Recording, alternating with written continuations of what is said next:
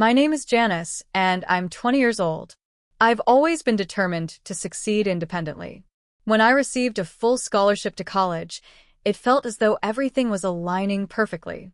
The scholarship completely covered my tuition, but I still needed a place to live. That's when my mom proposed what appeared to be an ideal solution. "I've been thinking," she said one evening as we sat in our kitchen. "You know the apartment I inherited from your grandmother 4 years ago? Why don't you rent it? I'll offer you a rate much lower than what you'd find elsewhere in that area."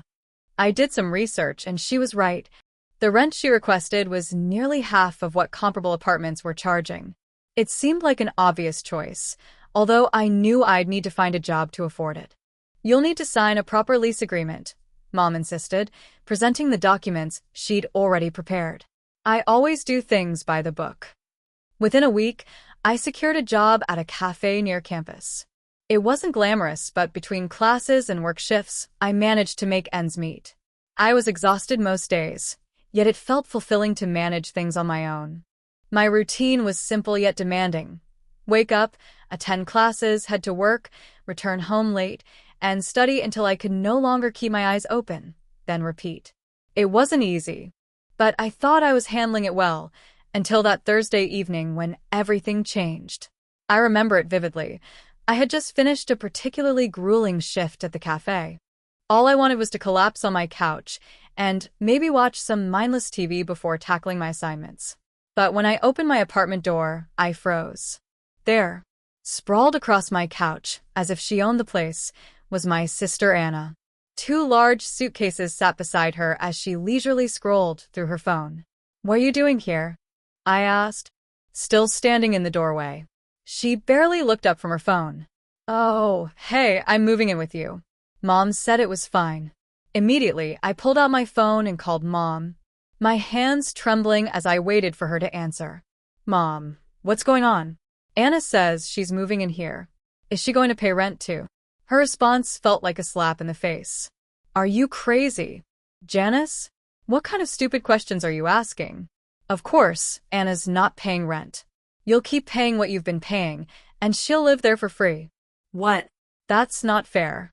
If she's living here, she should pay half the rent," I argued. "That apartment belongs to me, and I decide who pays what. If you don't like it, you can move out right now." After Mom's ultimatum, I looked at rental listings in the area, but everything was far beyond my budget. Reluctantly, I swallowed my pride and accepted the situation. Meanwhile, my sister had never learned to be considerate of others, and living with her was akin to having a tornado as a roommate. Each morning, I'd wake up to find lights blazing in empty rooms, the kitchen, the living room, even left on all night. "Anna, could you please remember to turn off the lights when you leave a room?" I asked one morning, trying to keep my voice composed. "The electricity bill." "Oh, stop being so uptight," she interrupted, not even glancing up from her phone. "It's not that big a deal." But the lights were just the beginning.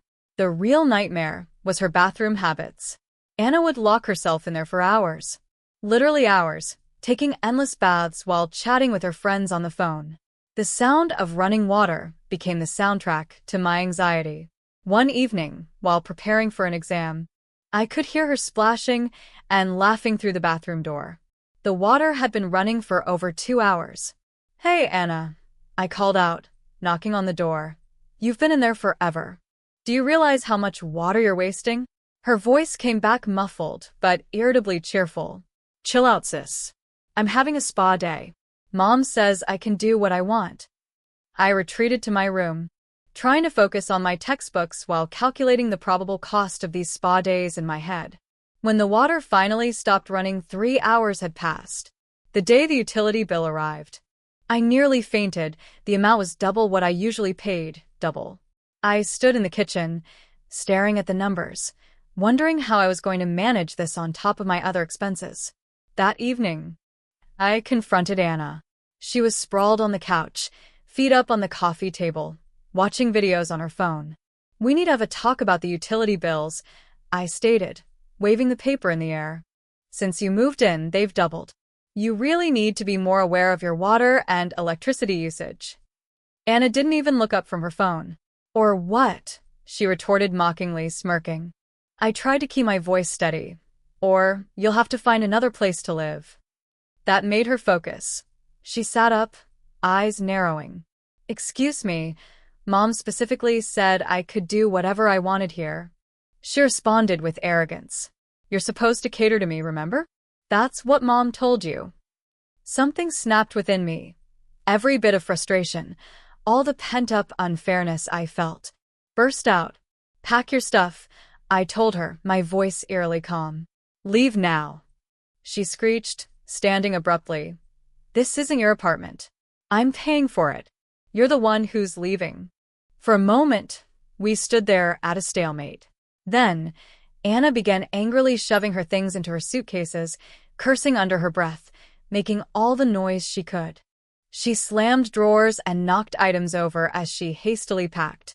Dragging her suitcases to the door, she turned back and spat, "You'll regret this," before she stormed out, slamming the door so hard the windows rattled. I had barely calmed down when my phone blared, my mother's name flashing on the screen. I knew this call was inevitable, but my hand shook as I answered.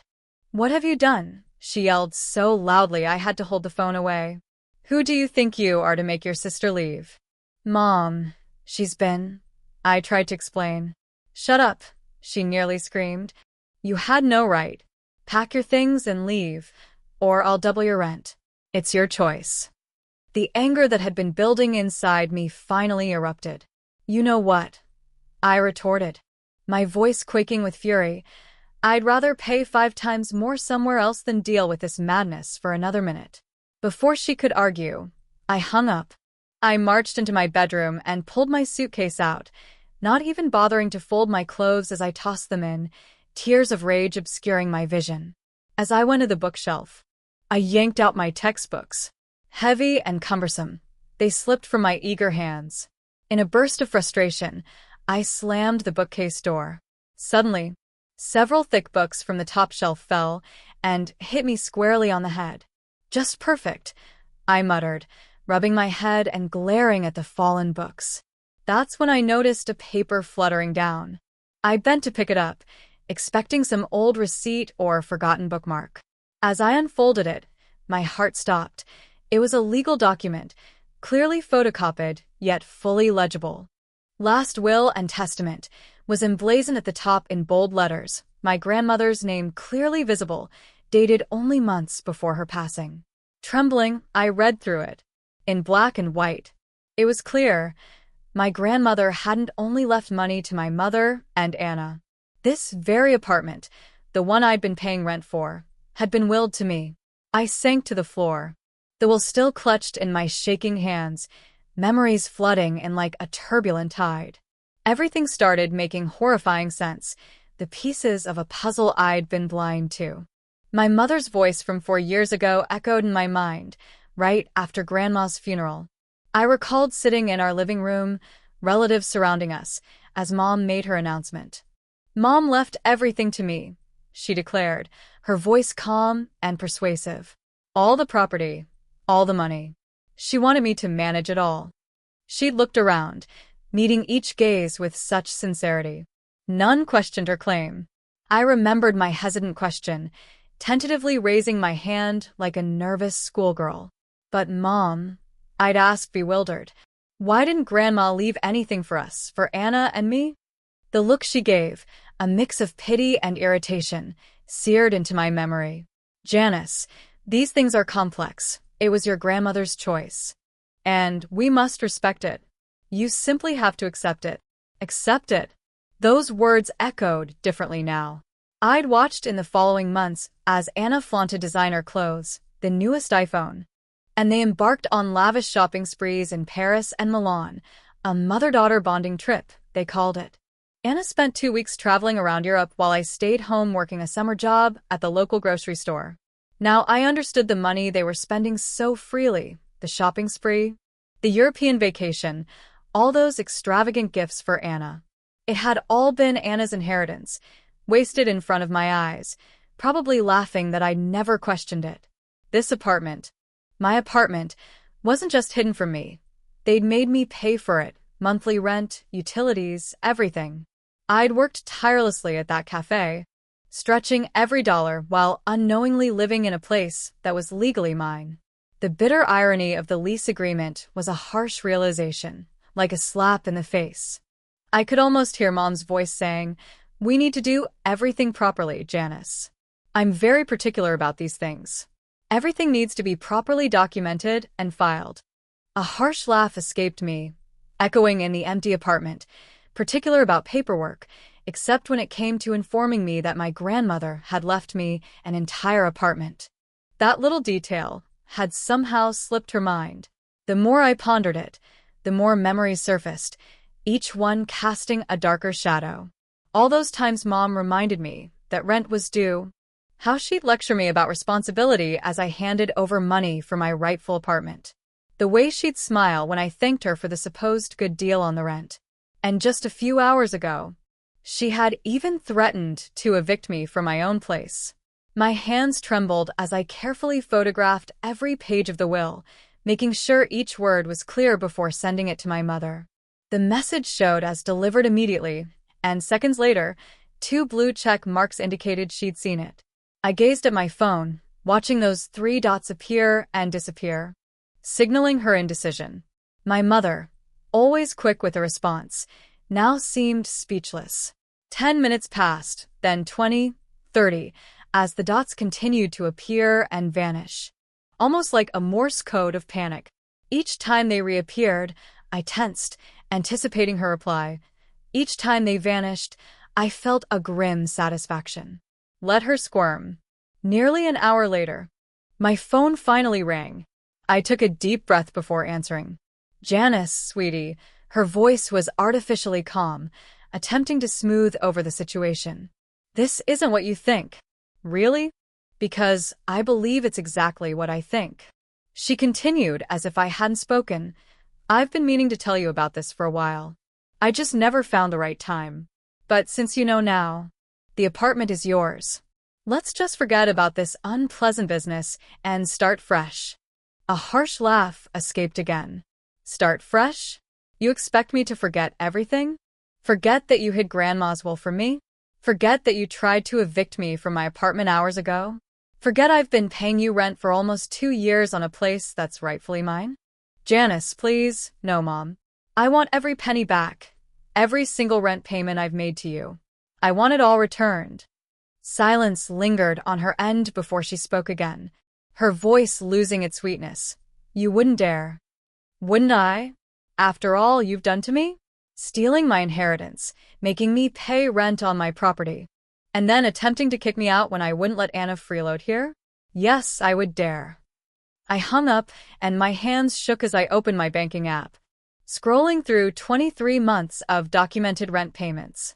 I'd always been diligent with records, something Mom ironically praised me for. I pulled out my emergency savings book, doing calculations. Without rent to worry about, I could now afford to hire a good lawyer. I'd saved every receipt, bank statement, and piece of this apartment's paperwork since moving in. The law office was quiet, professional, with dark wooden furniture and walls lined with legal books. Across from Miss Roberts, I watched as she reviewed the documents I'd brought, the will, my rental records. While organizing all my financial documents and agreements, I gathered bank statements reflecting every payment I've made.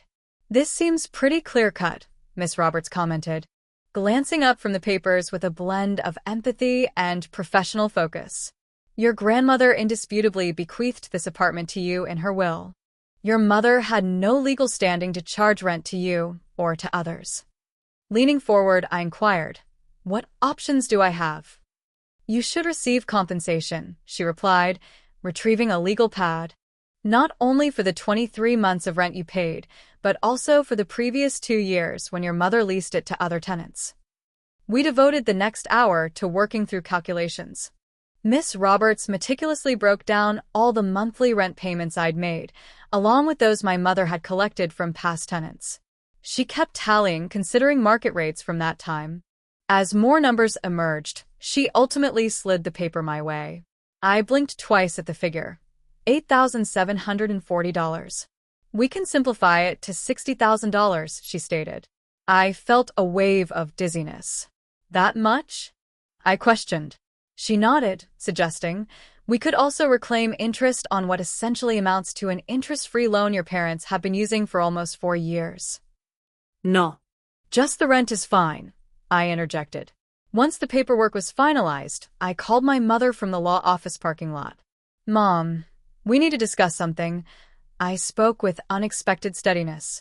Can you come to the apartment tomorrow and bring the property documents? After a long silence, she agreed. The next morning, I heard her key turn in the lock. She entered, visibly tense, with a manila envelope.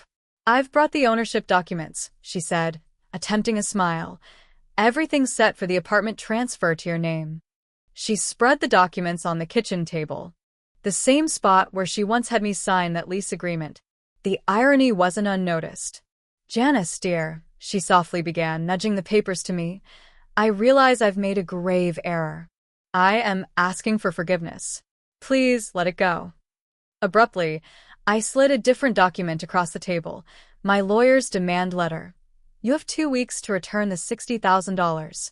Upon finishing the demand letter, her apology evaporated, replaced by anger as she bolted upright, knocking her chair over. You ungrateful little brat, she shrieked, her voice reverberating off the walls, causing specks of plaster to descend. The neighbors might as well have believed a murder was occurring. Scream all you want, Mom, I calmly retorted. It doesn't change anything. You either repay or face a lawsuit, fraud charges, legal fees, your public image, your decision. She departed, slamming the door, the vibrations making the pictures tremor. Her angry footfalls echoed down the hallway. I assumed that would close the day's events. I was wrong. Within an hour, the calls began. First, my father. How could you betray us, he demanded, after all we've sacrificed for you? Ungrateful and scrupulous? I retorted, laughing bitterly at the parents who had tricked me into renting my own apartment. Where was your conscience cashing my rent checks? He mumbled something about family loyalty. I hung up. Next was Anna. You're ruining everything, she sobbed. If Mom and Dad repay you, they can't afford my college. Is that what you want? To ruin my future? Your future isn't my responsibility, Anna. I responded, consider what I did. Work hard, save up. It's a novel idea. The calls kept flooding in. Mom oscillated between screams and tears. Dad lectured on family duty. And Anna tried to manipulate. They took shifts berating me all day, using different numbers when I blocked them. After a week, my father reached out, speaking with a new tone. We need more time.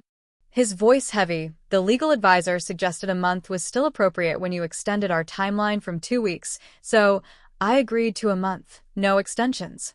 The following 4 weeks passed without incident, unusually quiet. No frantic calls, no imposed guilt, no outbursts.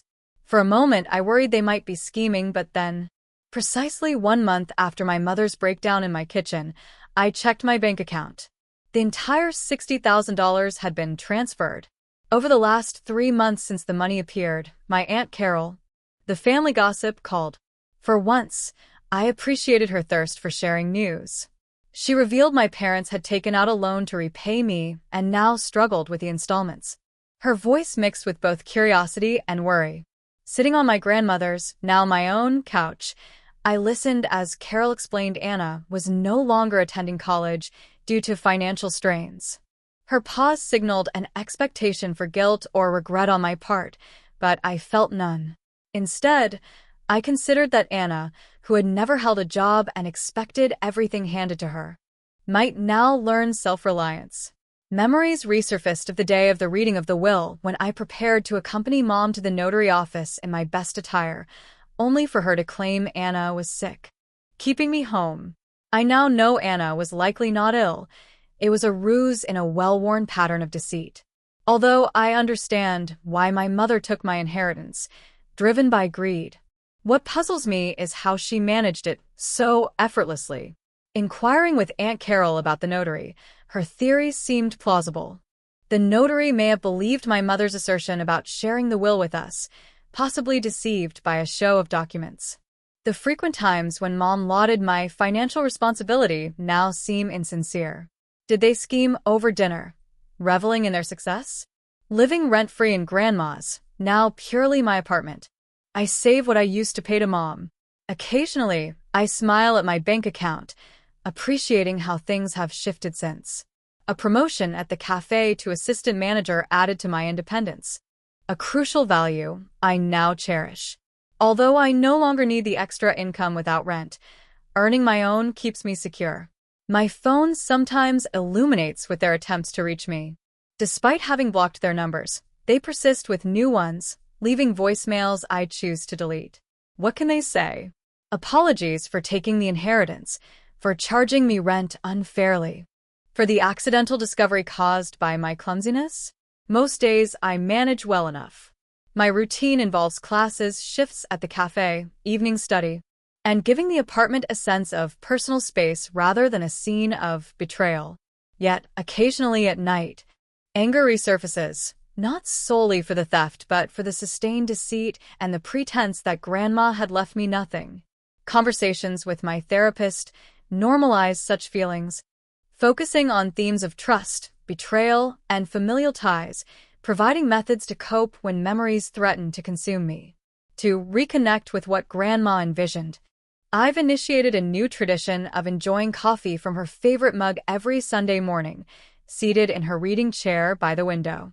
These moments allow me to feel her presence, knowing the truth has finally surfaced.